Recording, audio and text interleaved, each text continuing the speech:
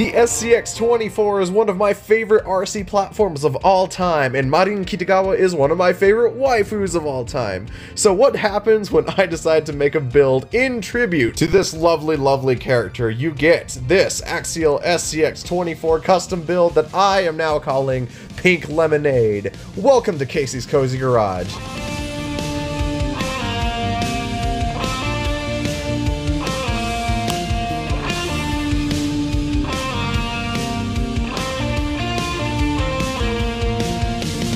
Welcome everybody to Casey's Cozy Garage, and today we are going to be rebuilding this RCMCCA Class 2 truck. Now this is a truck that I put together with random parts that I had been lying around that I won from raffles, and we put together this really wide boy on some stock axles that I had laying around, and a 3D printed special chassis by my friend Josh, starting our little chassis team called Nerds RC. One of the very first chassis he 3D printed for me, and it's still somehow holding together. So we're going to take this apart and move it to the Generation 2 rail, which is a lot thicker, provides a few more mounting options for shocks. While we do that, I want to address some problems I've had with this machine. Now, I have been able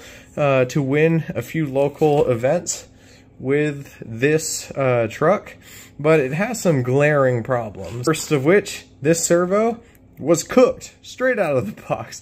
It vibrates violently on center. I've made sure nothing binds up. It's completely smooth, but when it's on, it shimmers and shivers like a scared duck. And then on the rear here, we do not have enough anti-squat. And if I did not run the springs this basically topped out, the truck would want to squat really easily, more than the front does. Another thing is we are running very, very large spacers on this. Brass wheels with lead weights inside of the tires. It's only a matter of time before we snap a hub. These axles were just not designed to do that because these are stock axial SCX24 axles. And then on a different day, because I still will be reusing this ESC, this is the first Injora MB100, but since Injora has come out with an MB180, which gives you 80% reverse instead of 50% reverse, which is this. So this truck stalls when it's going in reverse, but hey, we're on a budget. This ESC works. I just have to drive around that with my talent. We might try a flat skid instead of the stock one. This stock skid hangs below the chassis. Could possibly get more clearance out of it. In my experience, I haven't needed more clearance, so we shall see there.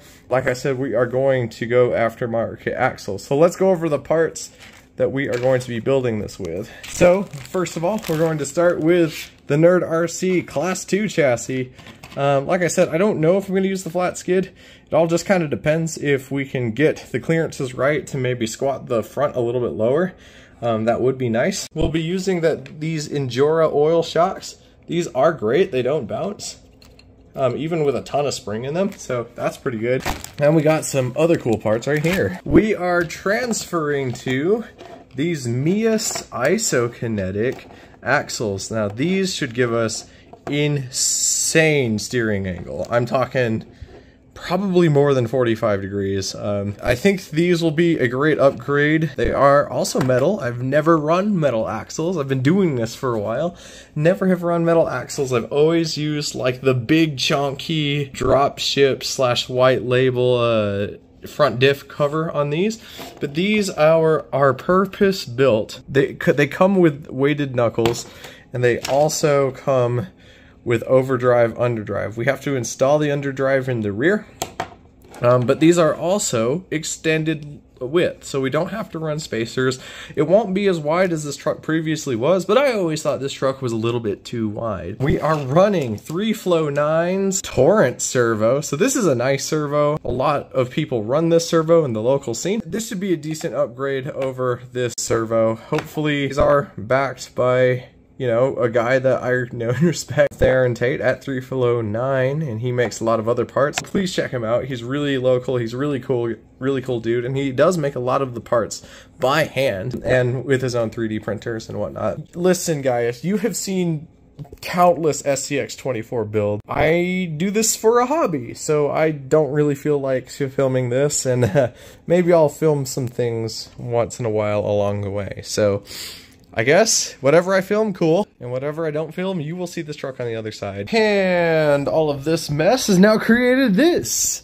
I filmed none of it. I just needed to hunker down, hang out, and build this. Yeah, we have created the Hornet V2. Why is it called the Hornet?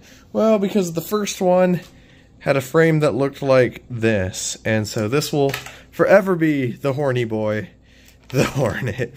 So what we have here, you can see the 3Flow9 turret proudly displayed in the front. We were able to get these axles on, and what's cool about them is since that the rod ends are adjustable, I can run a little bit of toe out, which really improves the Ackerman, which will help us turn really sharp. I don't know if it's a tad lighter. I didn't weigh it before, but I know that a lot more of the weight percentage is down low now since the axle housings are metal instead of plastic. And I think that the steering knuckles are beefier on this new one as opposed to this old one as far as the weight goes. This is exciting. Little issue, I ordered a new transmission and it came because, of course, we broke the mounting tab there and the mounting tab, the two mounting tabs at the bottom, putting this transmission in. That being said, I still ran it over my arm this morning. I still think we have some work to do at Nerds RC to try to get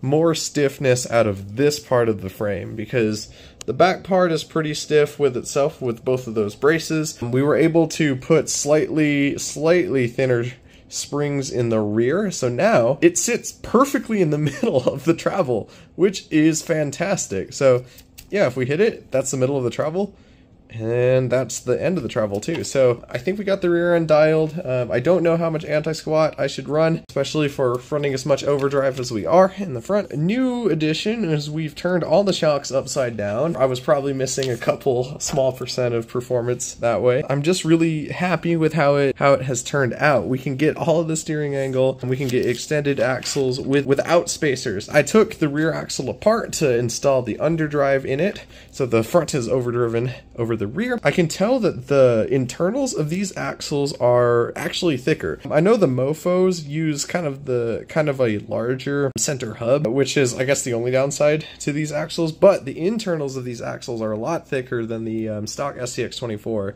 so we shouldn't be bending them, because I've bent a few of them just falling off of things and whatnot, but I am still a little bit concerned about the hubs and the nut aren't bigger than the SCX24, but we should be helping it because we're not running spacers anymore. Still going to be using the Endura 66 turn and the MB100 because I love it, but now we have the body, and I really wanted to do a pink lemonade pearl paint job like all of my Rocket League cars over the past 8 years. I guess it's time to take the wrapping off of this. Spent some time painting it. We painted it with pink in the front, yellow in the back, and then the stripes are going to be yellow in the front, pink in the rear, and hopefully they both fade towards the center if I painted it correctly, which I think I may. I'm going to be taking off the masks. You will see the final result when I take off the overspray mask on the outside.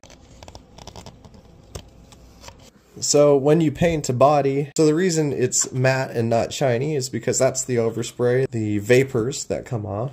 And when you paint a body, you take this off and it becomes nice and shiny underneath. So let us enjoy this reveal.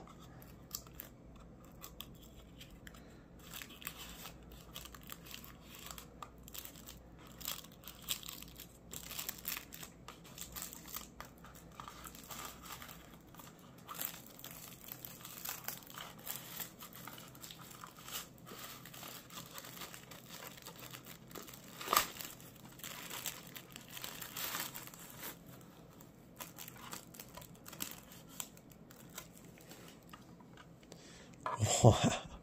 Look at that. That is awesome. That is truly awesome. We have multiple fun little colors and stripes going on in there.